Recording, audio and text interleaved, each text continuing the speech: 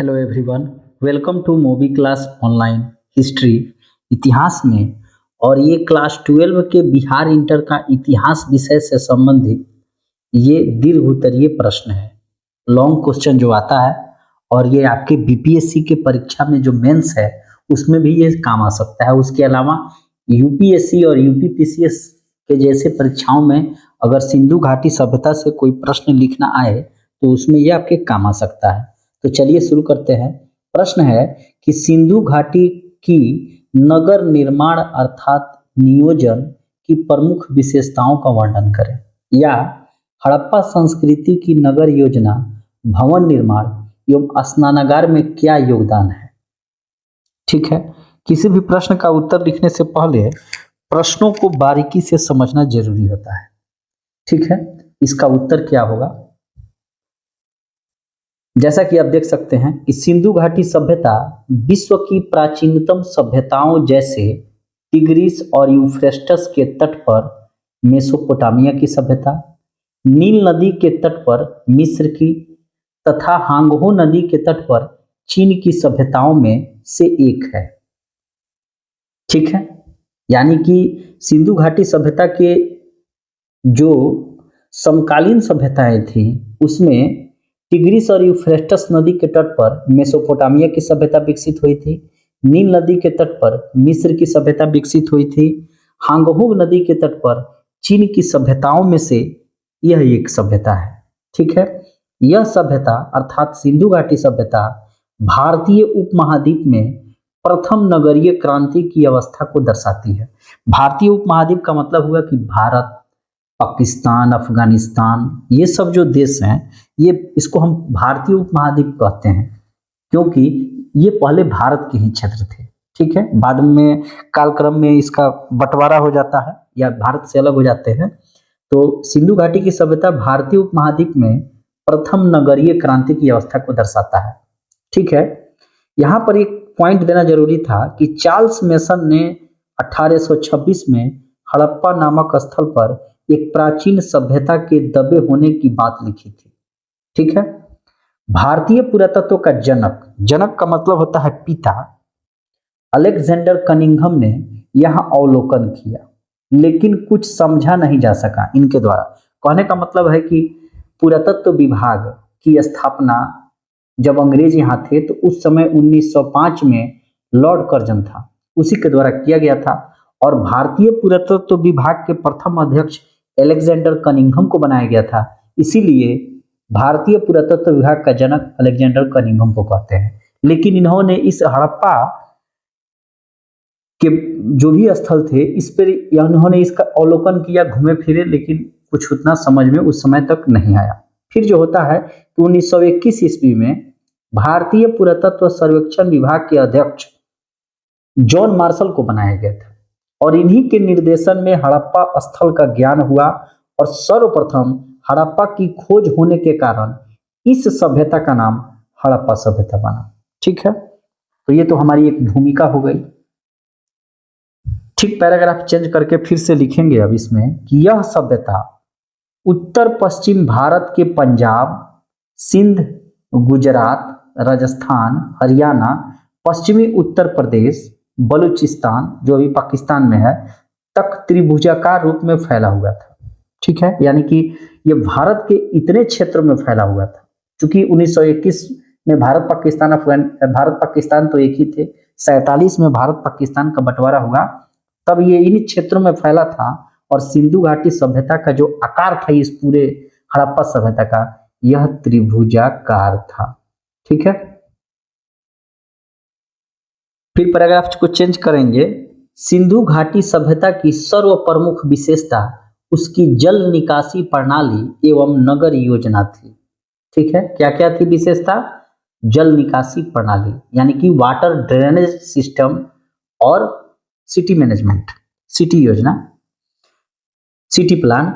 नगर योजना ग्रिड पद्धति अर्थात जाल पर आधारित थी जिसे हम निम्न बिंदुओं के रूप में प्रस्तुत कर सकते हैं। ग्रिड पद्धति का मतलब क्या है?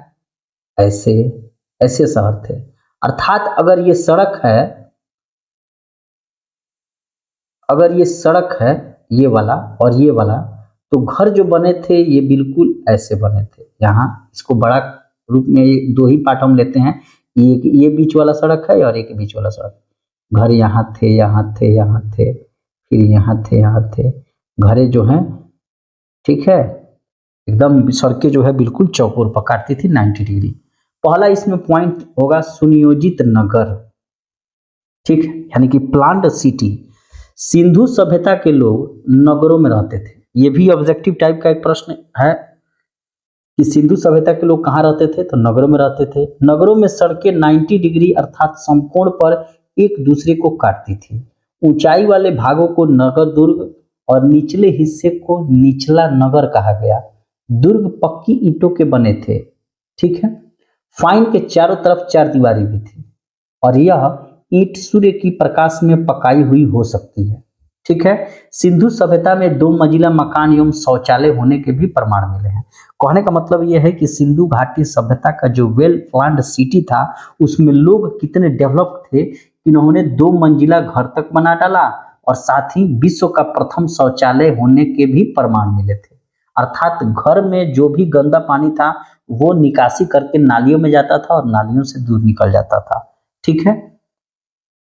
आज भी 2 मंजिला मकान ठीक से बनाने में काफी प्रॉब्लम होती है, उस समय लोग कितने डेवलप थे, ठीक है। दूसरा इसका पॉइंट हम लोग इसमें जोड़ेंगे कि सुनियोजित जल प्रणाली। सिंधु घाटी सभ्यता में सड़कों के दोनों ओर नालियों का निर्माण पक्की ईंटों के द्वारा किया गया था, ठीक है।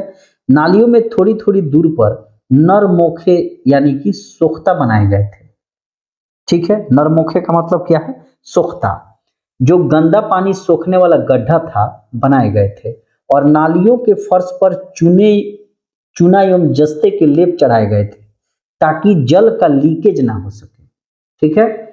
और नालियों को खुला छोड़ना हानिकारक समझते थे और उस पर ढक्कन की भी व्यवस्था थी, ठीक है। कितना वे लोग डेवलप थे कि उन्होंने ऐसा कार्य किया था। आज भी बहुत सारे नालियां बन रही है जिस पर ढक्कन की व्यवस्थाएं नहीं हो पा रही है, ठीक है।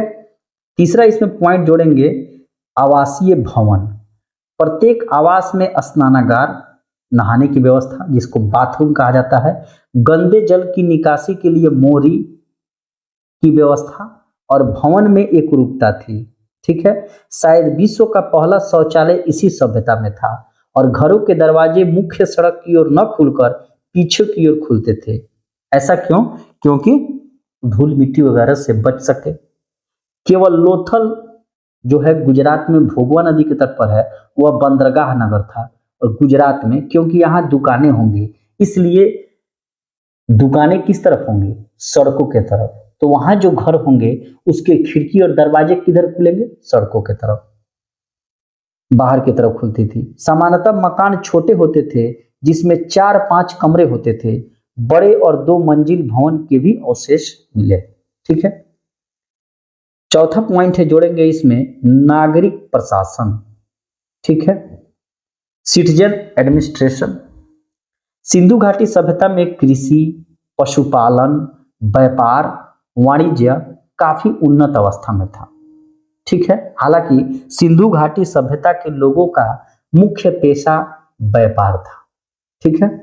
कृषि के संबंध में देखते हैं मोहनजोदड़ो, इसमें कृषि को हम लोग लेते हैं। मोहनजोदड़ो, हड़प्पा, लोथल से अन्नागार के साक्ष्य मिले हैं। अन्नागार का मतलब होता है कोठार, जहां पे अनाज को रखते हैं। सबसे पहले कपास पैदा करने का जो श्रेय है वह सिंधु सभ्यता के लोगों को ही है। यूनानी साहित्य में कपास को सिंडोन कहा गया है, अर्थात जिसकी उत्पत्ति सिंध में हुई थी। तो कहने का मतलब है ये लोग सूती कपड़ा का उपयोग करते थे और सूती कपड़ा आप जानते हैं किससे बनेगा, तो कपास से बनेगा, ठीक है। और यूनानी साहित्य में इस कपास को क्या कहा गया है, सिंडोन कहा गया है। इसका अर्थ है कि सिंडोन का अर्थ था कि जिसकी उत्पत्ति सिंध के क्षेत्र में हुई, ठीक है, मोहनजोदाड़ो। इस सभ्यता के लोग तरबूज का, खरबूज का, नारियल, अनार, नींबू, केला, गेहूं, जौ, राई, मटर, सरसों, चावल, बाजरा को पैदा करते थे, जो आज भी हम लोग पैदा करते हैं। लेकिन सिंधु घाटी सभ्यता के लोगों की मुख्य फसल गेहूं एवं जौ थी, ठीक है। 2 फसलों की खेती की भी जानकारी यहाँ मिली है, अर्थात यहाँ पर फसल चक्र का सिस्टम था, अर्थात एक फसल बोएंगे और दूसरा फसल भी बोएंगे, जैसे धान गेहूं का ले लीजिए। ठीक है। हल कहाँ से मिला है? हल खेत जोतने वाला कालीबंगा से मिला है, और कालीबंगा कहाँ है? तो घग्गर नदी के किनारे राजस्थान में है। का प्रयोग इन्हीं की देन है। हल का प्रयोग सिंधु घाटी सभ्यता के लोगों की ही देन है। उसके अलावा आपको कपास भी सिंधु घाटी सभ्यता के लोगों की ही देन है। पशुपालन पर आते हैं, अर्थात एनिमल हस्बेंड्री। सिंधु घाटी सभ्यता के लोग गाय, भैंस, बकरी, भेड़, सुअर पालते थे। कुत्ता, हाथी, गैंडा, बिल्ली भी, कुबड़ वाला सांड इनका सबसे प्रिय पशु था। ये सब चीजें ये लोग पालते थे। और जब भी ये प्रश्न है कि कुबड़ वाला सांड जो है वह सिंधु घाटी सभ्यता के लोगों का प्रिय पशु था। सिंधु घाटी सभ्यता के लोगों का प्रिय पशु क्या था? कुबड़ वाला सांड। घोड़े का अस्तित्व मोहनजोदड़ो, लोथल और सुतकोटता से मिला है। ठीक है। ऊंट की अस्थियां कालीबंगा से मिली है, और कालीबंगा का है राजस्थान में घग्गर नदी किनारे। बाघ का चित्रण कालीबंगा के मोहरों पर मिलता है। कालीबंगा की जो मोहरे हैं उस पर बाघ का चित्रण मिलता है, टाइगर का। व्यापार एवं वाणिज्य, सिंधु सभ्यता में व्यापार एवं वाणिज्य उन्नत अवस्था में था। ठीक है। और इसकी पुष्टि मिट्टी की मोहरों, मापतौल यानी कि बटखारा के अस्तित्व से होती है। सभ्यता में आंतरिक एवं बाह्य व्यापार भी होते थे, अर्थात मोहनजोदड़ो से हड़प्पा में या हड़प्पा से लोथल में, उसके अलावा विदेशों से भी होते थे, जैसे मेसोपोटामिया से, ईरान से, अफगानिस्तान से। वस्तु विनिमय प्रणाली, वस्तु के बदले वस्तु व्यापार की आधार थे। यहाँ अगर ये प्रश्न पूछ दे कि सिंधु घाटी सभ्यता में व्यापार जो होता था, ट्रेड, उसका आधार क्या था, बेस क्या था, तो वस्तु विनिमय प्रणाली, अर्थात हमसे गेहूं लीजिए और आप चावल दीजिए, हमसे चावल लीजिए, जौ दीजिए। ठीक है। हमसे जौ लीजिए, स्वर्ण दीजिए, अर्थात गोल्ड दीजिए, सोना।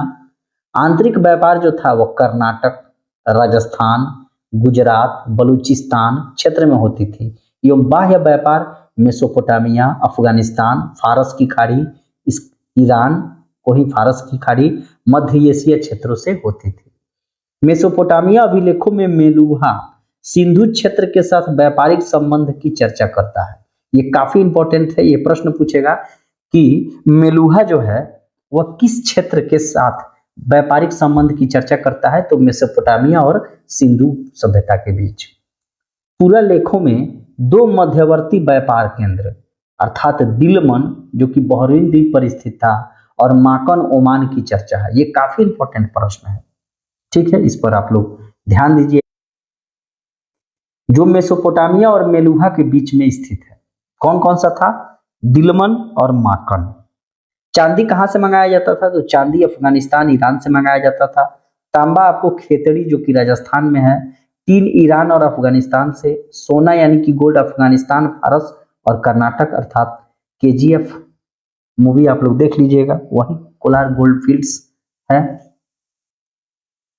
अब इसका हम लोग निष्कर्ष निकालेंगे कि इस प्रकार सिंधु घाटी सभ्यता उत्तम नगर प्रबंधन एवं स्वच्छता पर विशेष ध्यान आज की स्मार्ट सिटी की अवधारणा को प्रेरित करता है। जैसे कि आपने देखा कि वहां पर 2 मंजिले भवन थे, सड़कें चौकोर थी, 90 डिग्री पर एक दूसरे को काटती थी। ठीक है। अर्थात उनका जो नगर का जो सिस्टम था, सिटी मैनेजमेंट, वो काफी अच्छा था। स्वच्छता का मतलब हो गया कि शौचालय बने हुए थे। घर से गंदे पानी की निकासी के लिए मोरिया बनी हुई थी। तो जो आज जो स्मार्ट सिटी भारत सरकार द्वारा जो विकसित की जा रही है, उसकी अवधारणा को ये क्या करता है? प्रेरित करता है कि आप जो है सिंधु घाटी सभ्यता की तरह सिटी बनाइए। दशमलव पद्धति पर आधारित उनकी माप तौल प्रणाली थी, अर्थात 16 के अनुपात में थी। और नगर नियोजन, नालियों की व्यवस्था ने अपनी अमिट छाप छोड़ी है, जो आज भी प्रासंगिक है। ठीक है। तो मैं आशा करता हूं कि आपको ये प्रश्न जो था